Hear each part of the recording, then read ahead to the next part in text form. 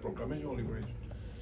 As you see, many Mariano Alvarado like this, are invisible workforce, anonymous heroes, who are rebuilding our cities after natural disasters.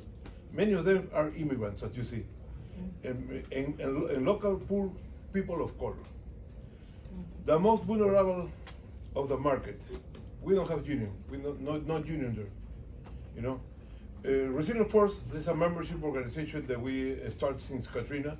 I was one of the workers that was brought from Peru to rebuild Katrina, and I was exploited. This is the reason why we start this organization, and we organize this type of workers. Not many people know about them. They think they are construction workers, but they are explicitly go after disasters. We go after hurricanes, tornadoes, wildfires, and all of this. Many of them are the same workers going place to place. But this is a very profitable business, as you heard. When I started in Katrina, there were 2 or 3 little companies that they call restoration companies. Now, in this moment, in Hurricane Ida, we count more than 150 big companies now, corporations, around the disasters. And most of them are founded by the mutual funds. Money from many of you, and me too, we are paying every month. And we don't know where they are investing in our money. This is one of the biggest problems that we have. You heard from Virginia that many of the workers are hired by these companies such Serpro. Serpro is the company that it's a disaster recovery and restoration company with over 1,700 franchises in the United States. Private equity firms like Blackstone owns the majority stake in these companies, and they don't know about you don't know, and they don't know about the poor treatment of workers that they gave us, But what are the problems for these workers, because I talking about problems. First, there is a level of subcontracting. Serpro make after a disaster, they go, Serpro or any other big corporation goes to the cities and try to get the contract, to rebuild the city hall, the convention center, local building, governmental buildings, and they got that, $7, $10, $15 million, but they don't have the workers. They start hiring, subcontracting another company, and they subcontract another company, and we see these layers and layers of subcontracting, and finally the worker is that it was hired, after 6 or 7 layers. The money that they're supposed to be paid, that's $35 or $30 the hour. The money that the worker receives is only 12 or less. It's a lot of and you heard the conditions. They are sleeping in their cars. These people are they don't have a toilet to wash themselves. They are coming to get some money to feed their families and help the community to be alive, to be alive again. Another thing, it's very important to realize that this is how our money is invested, because we are investing on these mutual funds. Workers are paid or not paid at all. Many of these workers, sometimes they are not paid. So they work.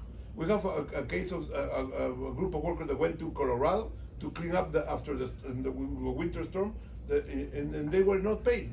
They went from Florida to Colorado, and they didn't pay them.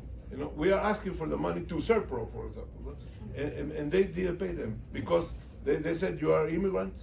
They said you don't deserve to have this because you go and I go to and we're gonna call immigration. They use your immigration status against you, and this the different treatment than a local. You compare with a local worker is they don't give us PPE, protection equipment, because they said you don't deserve that.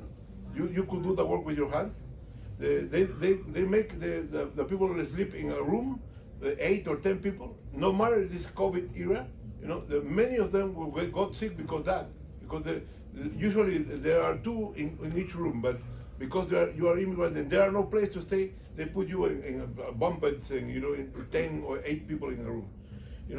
The food is very scarce. We don't have food in disastrous areas, and they basically give the same thing or very few food, pizza or every day. And it's not healthy. The people don't get fully.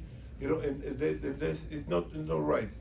There is a lot of accidents that they're not reported. Like you heard from my friend and colleague here, they don't report it because they don't care.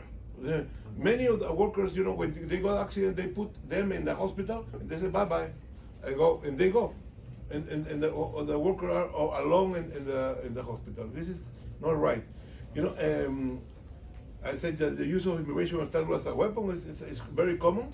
You don't say anything of what I call immigration. Or and the last thing is the sexual harassment. It's a lot of women and men in this sector. Most of them are asylum people. We saw the last wave of asylum from Venezuela, and there were many women, and they were sexual harassment by the employers and the supervisors of the employer. This is very common, but nobody said anything because they are scared of being deported. This is one of the things that we live every day. But our strategy, recently, we just knew about the private equity fights and the struggle of this group of people, and another group of workers too, But in Jordan Ash, the director of private equity stakeholder project, we create a plan to create a direct channel of these workers that they don't have voice, to communicate from the affected workers to the pension fund stakeholders directly, And we do the same that my colleague here did, is try to be on the stakeholder meetings, with them, and we appear in many stakeholder meetings around the country with these abused workers, expressing the condition that they live in those companies. But the good part of this is a fight that just started. We start this on January, February, because we didn't know that this exists, but the reaction was great. We received a lot of calls from people who didn't know that the mutual fund firms were doing with their money, and don't want to continue investing in those companies if they don't change their behavior. Well, what is the ask I want to tell you? I know that many of workers here or people here in this audience are public sector workers, and we don't want these companies use our money, to abuse others like us. We need to use the power of our voice, because it's our money, and they are investing by pension funds in those minority companies. They don't respect the workers' rights, and only are looking for and seeking for get profit in abusing them.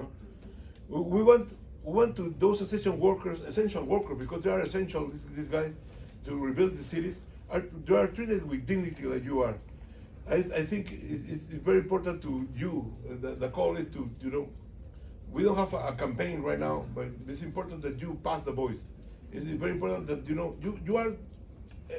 you are giving the money. You have the right to know where you are investing, and how the workers that are sonic workers, resident workers, or any worker are treated.